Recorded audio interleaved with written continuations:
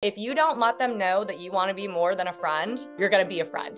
Right. You will be a friend. And a lot of people, a lot of men ask women out, and women don't even know that they're being asked out on a date. They think they're being asked out as friends. So the guy will be like, hey, you want to go to a concert with me? And then they try to kiss the girl at the end, and the girl's like, what the hell? They're shocked. They're like, oh my God. And then he tried to kiss me. Right. And I'm like, that is bizarre. But it's not. It is and it's not. Because if you're looking at it from the guy's perspective, he thinks that the woman automatically knows that it's a date. They don't.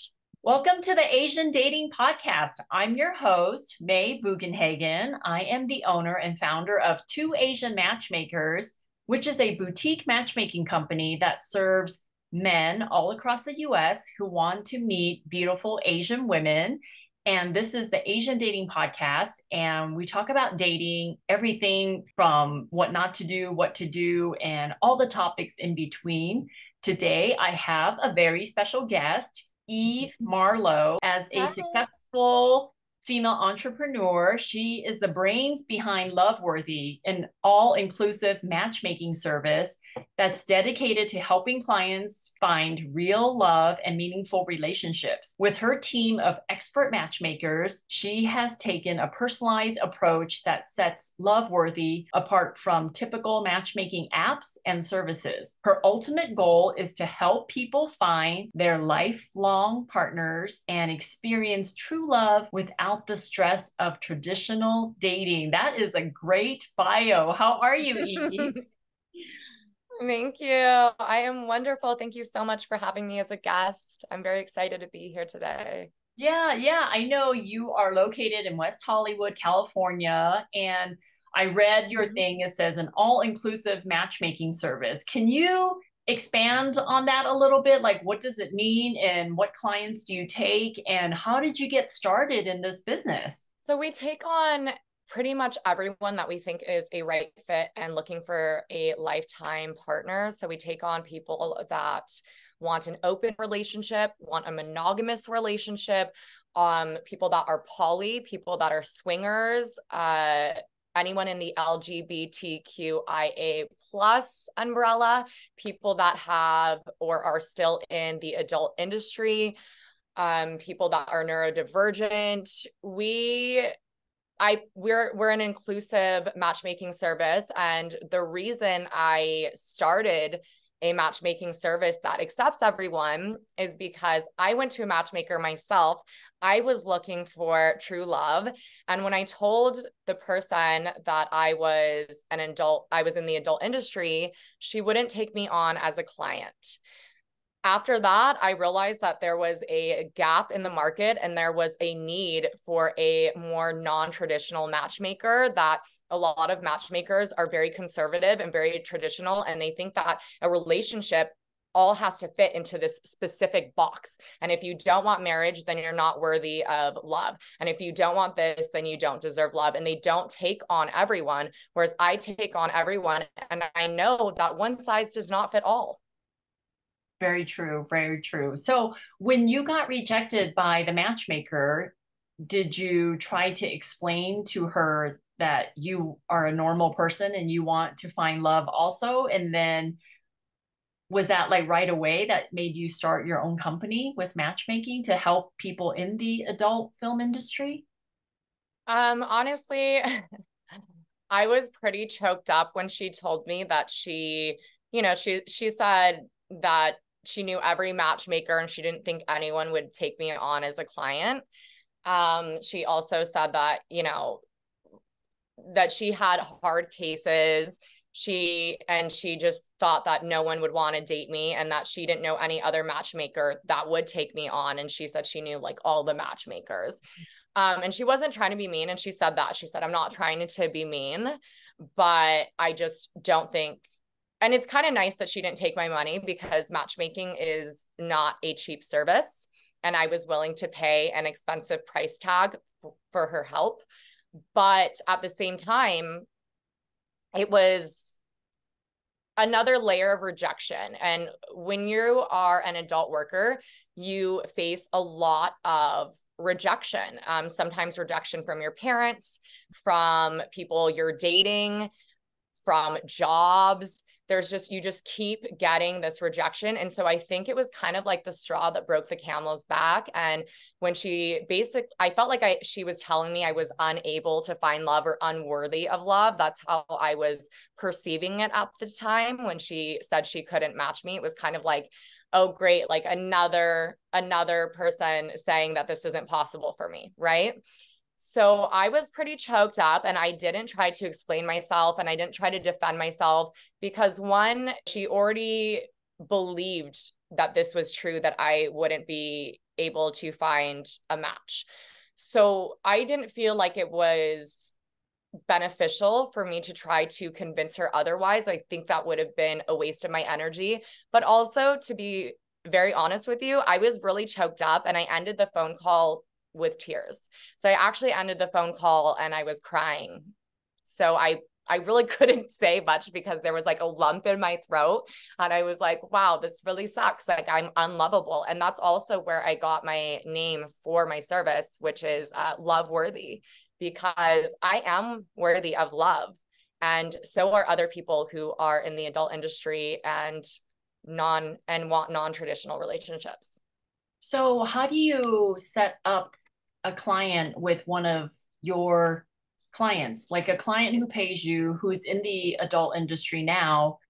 How do you find men for her, and how do you present her background to the men? Like, is that difficult, or do you they just know when they come to you that they might meet somebody in the adult industry? Some people want more traditional relationships, and I do take on, like I said, it's like really all inclusive. We have really traditional people in our service that aren't looking to date someone in the adult industry, and that's fine, because I also have people. I have a woman that owns her own law firm. I have a woman that's a doctor. So, even if you want a traditional relationship, I can find that for you. But everyone that comes to me is open-minded enough, in the sense that they are trusting me as someone who was in the adult industry and still is, to match them up. So, you're going to someone who was a porn star, so you're open-minded in some sense. Anyone that's a member of mine is open-minded enough to trust me with their heart and their journey. So I match up them with whatever they want, really. If they want a poly relationship, I can find that. If they want an open relationship, I can find that. If they are okay with adult workers, I definitely have a lot of people that are in the adult industry in my database. So I just match them up based on whatever they're looking for, just like any other matchmaker does, right? So it's like, someone's looking for a female, someone's looking for a male, someone's looking for kids, doesn't want kids. Like, I'm just like any other matchmaker. I'm matching up people based on their preferences. Would you not tell a guy something about the girl's background, or you would just reveal everything and that's totally, because sometimes in matchmaking, like, I might not necessarily disclose a woman's real age if the guy is open to dating up to that age. Like, I just don't want the age to be blasted in his face.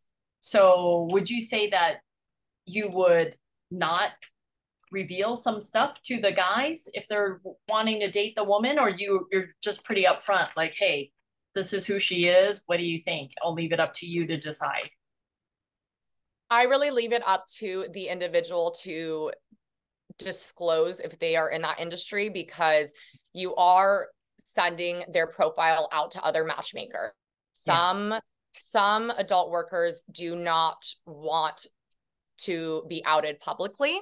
Okay. And it's a secret. And then other adult workers, especially if you're in porn and you're already blasted on the internet, a lot of, porn stars wouldn't mind being, having that on their profile, because people recognize them on the street anyways. Mm-hmm. So it really depends on what category of adult work they're in, and if they're comfortable letting the person know that.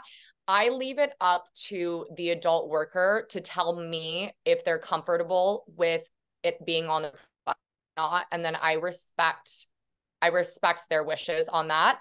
and they can disclose it to the date on the first date or not. I can tell if their date would be comfortable with it because I've interviewed them. So I already know their date, and I already know if they're going to be comfortable. And if I'm working with another matchmaker, then I'll just ask them. I'll say, listen, are they very open-minded? Are they, stuff like that. So without disclosing their personal information, I'll dive deep into the person I'm trying to match them with and make sure that when I want to create a safe space, I want to create a safe space for adult workers to go on a date and not be judged. And I've been in that position before where you tell someone what you do for work on a first date and their reaction, you can see by their facial expression, it's really unfavorable and it's really painful and it's really hurtful when that happens. So I want to make sure that that doesn't happen to any of my adult work members. Yeah. Okay. So what encouraged you to get into the matchmaking space just from your own experience, right? Definitely. Yeah. From my own experience from being turned down from that one matchmaker, I just realized that there is a huge need for a matchmaker like me, for someone who takes on those hard cases. And do you believe that this is your calling? I do. I really do. Yeah, it just feels so right. And I've gotten so much support surrounding it. And it brings me so much joy and so much fulfillment to watch people fall in love and to have good dates. It gives me butterflies. And it's like everything that I dreamt of having, I'm giving now to other people. And it's just like, it fills my cup. It's like so fulfilling in every way. And I definitely think that has always been my destiny. Very nice. Very nice. So what has been your biggest challenge in the matchmaking industry? Honestly, I think the business side of things. There's so much that goes on. You need legal contracts. Mm-hmm. I do background checks on people. You have, CRMs. There's a lot of technology that you use. And these are things that I didn't go to school for. I didn't go to business school. I didn't go to any school for technology.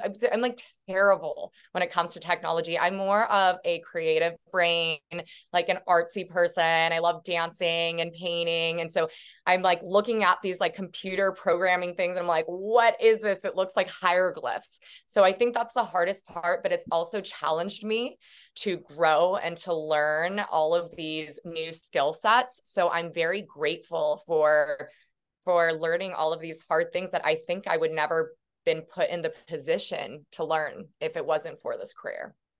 So do you have a story with a tough client that you didn't think you can set up, and then all of a sudden your hard work and your dedication has made him into a success story? Do you have any funny stories or heartwarming stories about a previous client you've taken on that you paired them up correctly? We have a lot of success stories. We have a lot of people that freeze their accounts. We have a lot of people freeze their accounts and come back to it if it doesn't work, if their relationship doesn't work out within a certain amount of time before a year.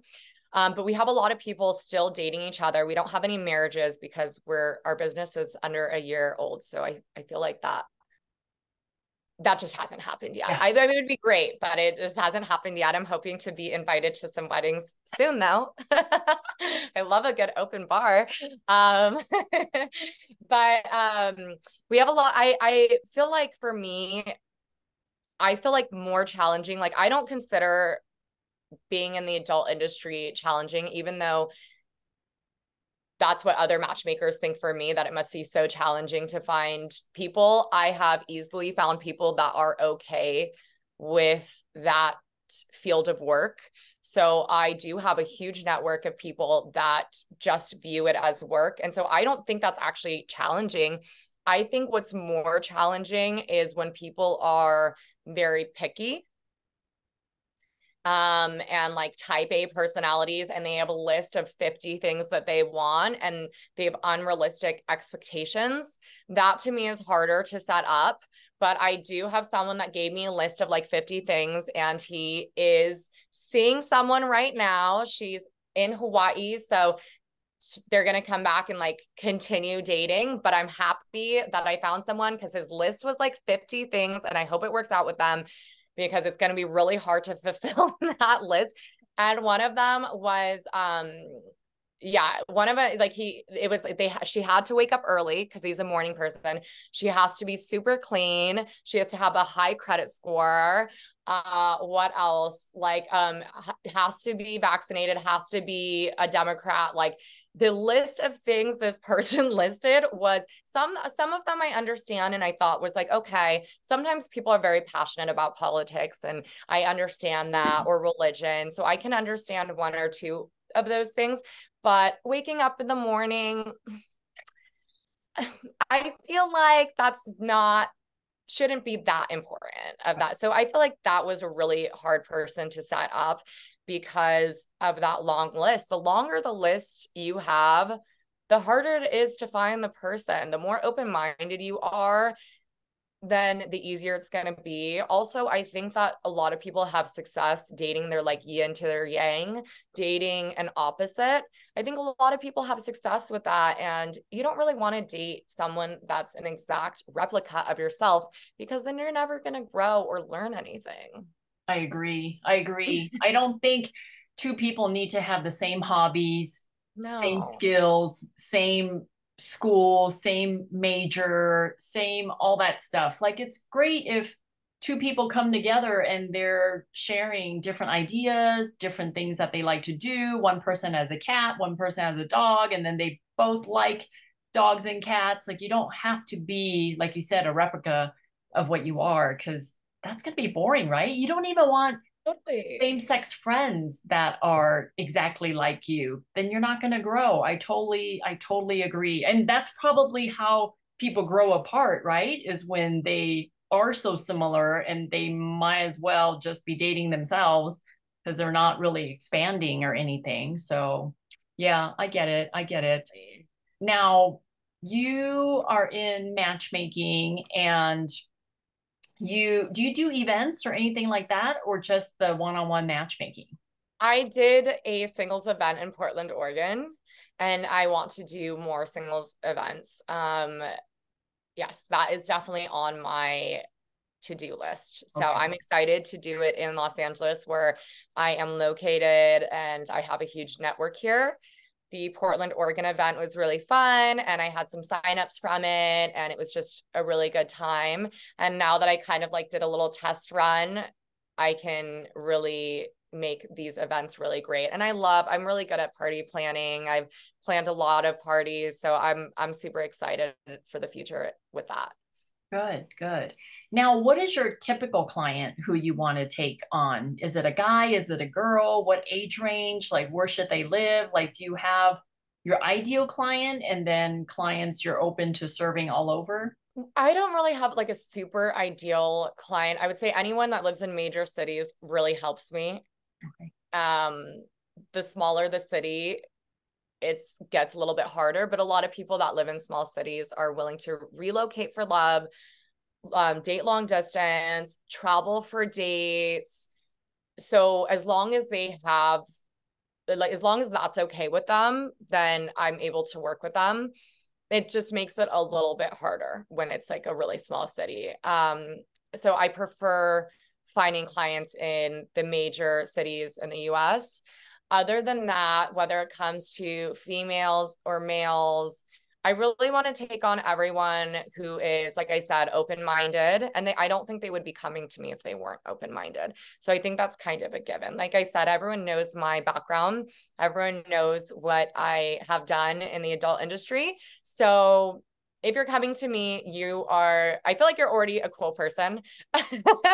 You're most likely already like a pretty chill, open-minded person. And that's the people that I'm trying to take on, the people that really obviously are in it for the right reasons, that really want love. I don't take on anyone that is just trying to hook up, anyone that wants a sugar daddy, it's an automatic no. I'm really looking to take on people that are very heart-centered, that are good, kind people, and they're just too busy to find someone. A lot of people are like swamped in work and they just don't, they get off work at 9 p.m. and then where do you go?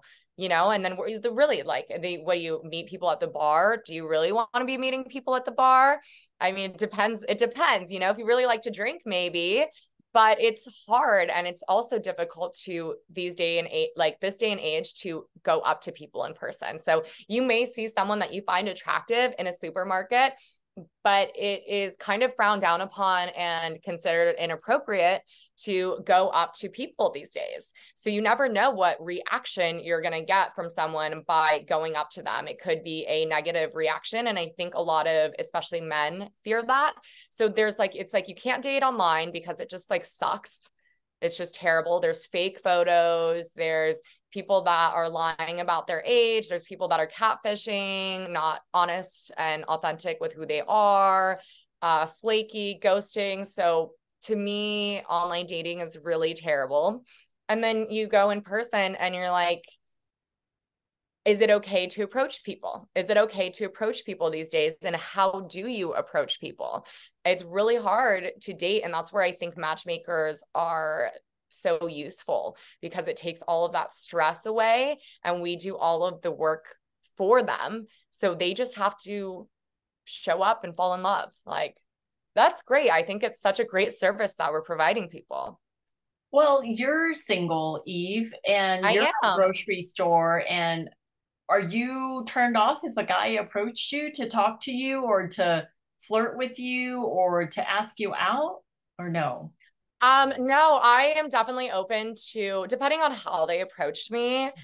I personally, like, my advice for approaching people in person is complimenting them on something other than their looks, because being called beautiful or pretty is something that you're just born with. And I don't really take, like, for me, it's not really like the best compliment. It's like, okay, thanks. I mean, I'll take it. It's nice. I appreciate it.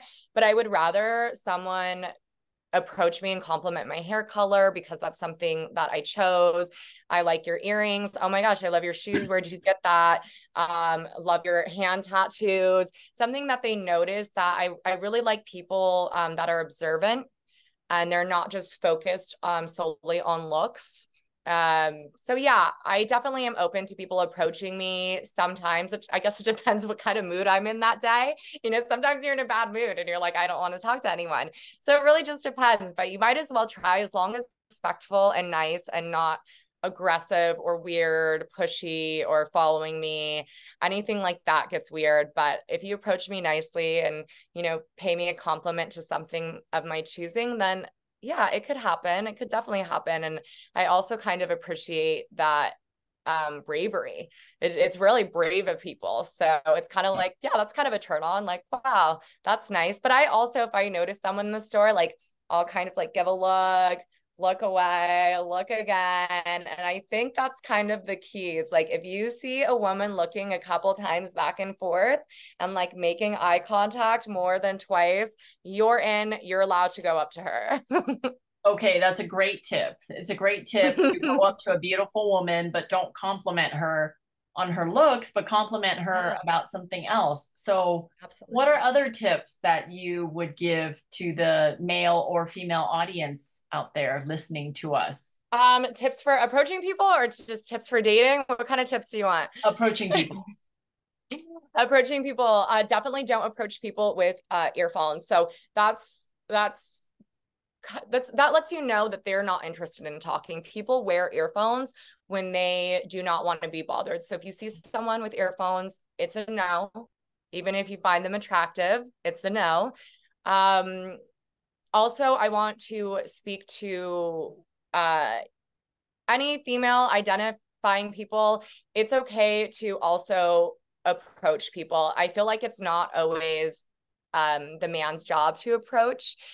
Especially, like I said, these days it can be scary because you don't know people's reaction and how they're going to take being approached. So if you are a female and you find someone attractive, shoot your shot.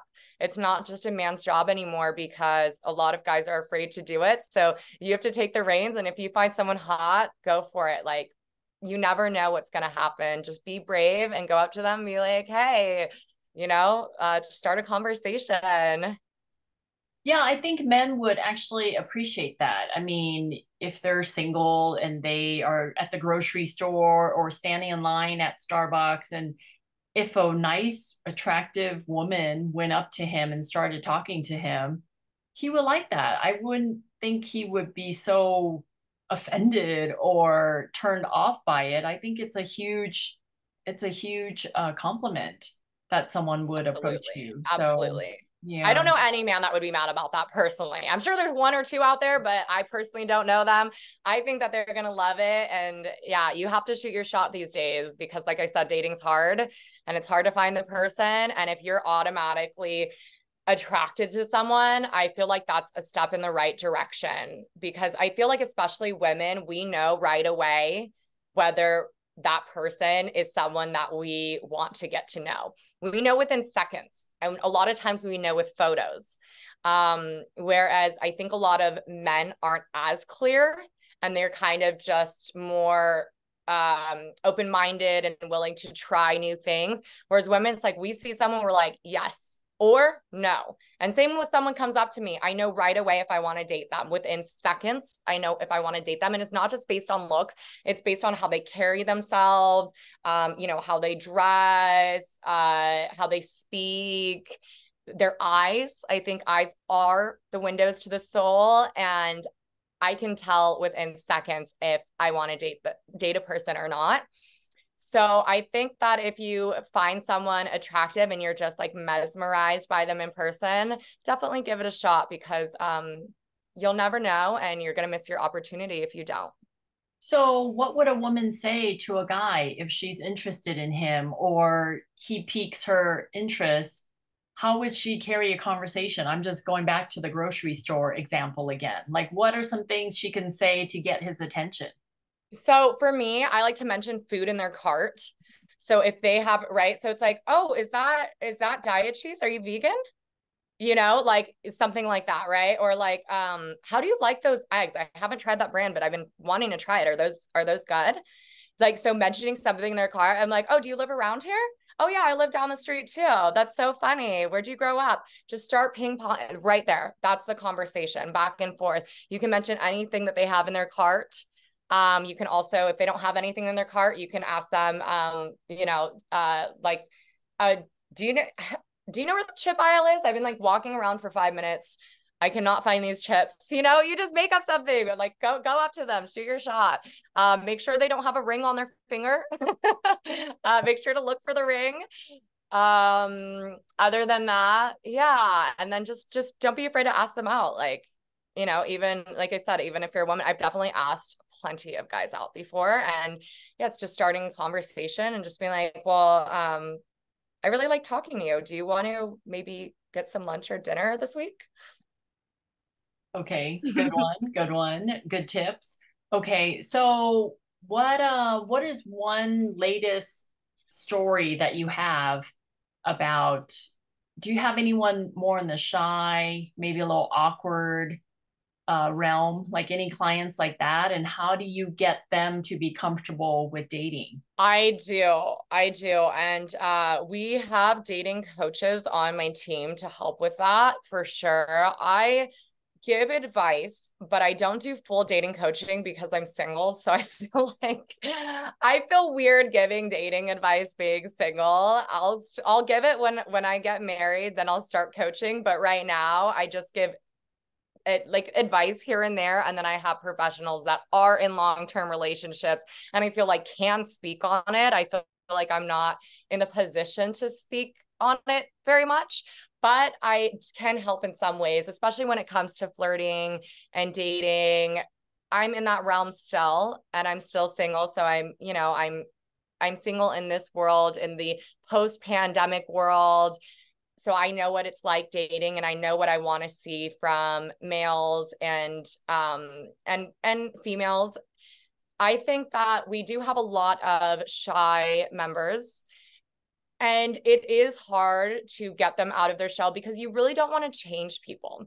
I don't believe in fully changing people. I think making tweaks to habits is normal, and it's good. It's always good to grow and to learn, and you can always better yourself and become a better speaker and learn how to flirt. And there's things that you can learn, but you really don't want to like change yourself too much. I feel like if you're a shy person, you can get paired up with someone really talkative, and that can be like a really good match. I know that there's some people that really can go. I'm a talkative person, and I date a lot of shy guys because I love to dominate conversations. I love hearing myself talk, so I could talk for hours to myself. So I do not mind dating a shy man at all, at all. I love it. So I don't really want to change my members too much. I just want to teach them, like, a lot of them get friend zoned, and I hate that word because I shouldn't even use that word myself. I really hate the word friend zoned because I don't think you're really a good friend if you're just looking for sex, right? So I really don't like that word. But a lot of the guys go on dates and the woman's like, I didn't feel the chemistry. I didn't feel the romance. I didn't feel the spark. And it's because they're not putting themselves forward. And I always tell the members that I have that they need to verbally say, I'm really enjoying this date with you. Like, I'm really enjoying this conversation. And then reach out, grab their hand, like gently put your hand on their hand, touch, like make sure you eye contact, you're getting like consent, like reach out first, like slowly reach out, make sure it's okay with them that you're reaching out and touching them. Or you can also verbally like, I would love to touch your hand. Like, I would love to hold hands. You can say something like that, make it really like, very flirtatious. Like, I would love to hold your hand, but really put yourself like in a dominant position, especially if you're a man. And if you're a shy man, make sure you're verbally, and you can practice these in the mirror. I like look in the mirror and make sure you make eye contact with yourself, and you're doing hard eye contact, and you're saying, I'm really enjoying this conversation. I'm really enjoying this date. I love your laugh. I love your smile. This is a really good time. I would love to see you again. When are you free next? Like, you saying that puts you out of the friend category and into the partner category, maybe future partner. It puts you into the you get a next date category. If you're sitting there and you're shy and you're just to yourself and you're like, yeah, and your hands are like this, okay? You're not supposed to be holding your own hand. You're supposed to be holding their hand, okay? So get your hand away from your other hand and put it on the table, and make sure you're inching closer to your dates and not yourself, okay? This is when you want to date yourself. This is when you're ready to have a partner and you're ready to date someone else. So make sure to put your hand out there, put yourself out there, and be grounded and be firm with your words and make eye contact when you say it, because that's sexy. I love it. I love it. Those are great tips for somebody who want their date to not put them in a friend zone. So it's up to you, if you don't want to be put in the friend zone, to create that kind of environment where you let them know your intentions, that you like them, that you want to see them again. So I love it. And you can do it respectfully. You can absolutely do it respectfully. But if you don't let them know that you want to be more than a friend, you're going to be a friend. Right. You will be a friend. And a lot of people, like, a lot of men ask women out, and women don't even know that they're being asked out on a date. They think they're being asked out as friends. So the guy will be like, hey, you want to go to a concert with me? And then they try to like kiss the girl at the end, and the girl's like, what the hell? Like, they're like shocked. They're like, oh my God. And then he tried to kiss me. Right. And I'm like, that is bizarre. But it's not, it is, and it's not, because if you're looking at it from the guy's perspective, he thinks that the woman automatically knows that it's a date. They don't. So I'm telling every guy right now, you need to preface it as a date, and you just say, I would love to take you on a date to the concert. I'd love to take you on a dinner date. I love it. Would you like that? Can I pick you up? Let me make reservations, whatever. but you need to say that it's a date and that you're not looking to be friends, right? You need to put that out there, that you view that person as more than a friend and you would like more than a friendship. If you're not saying that, you're going to be a friend. I love it. I love it. That is a very good tip, Eve. Now, before I let you go, can you tell the audience a little bit about who you're looking for, the ideal client, and also how they would find you? Of course, I would include all this in the show notes, but any last parting comments, any more tips, like whatever you want to say, the floor is yours. So, thank you so much. Well, I've had an extremely great time on your podcast. Thank you so much for having me. My name is Eve Marlowe. You can find me at loveworthy.us. That my Instagram is the same, loveworthy.us. I have TikTok. I have Twitter. It's all the same name. I am looking for basically any open-minded people that are looking for true love, that are looking for their soulmates. We are an all-inclusive matchmaking company. So give us a shout out. Write us if you're looking for love and you're open-minded. I would love to help you out. I love love, and I just want to see more of it in this world. I love it. Thank you, Eve. Thanks for having me. And for ladies out there, I would love for you to be part of my database. Go to 2asianmatchmakers.com. Oh, we didn't even talk about how you're part Asian, Eve. I was literally just thinking that I'm gonna sign up for your database right after this. Yes, please do that. I'm a quarter Japanese. Yes, I know. I'm a quarter Japanese, so I'm in, right? Am I in? Yes, you're totally in. Please fill out a profile. And the men out there, if you're looking to hire a matchmaker, I would love to help you out. I can find you lovely Asian women all across the US. And thank you so much for joining me on this podcast, Eve. And if anyone has any questions, you know where to find me. Thank you so much. Bye, everyone. Thank you. Bye, everyone. Bye.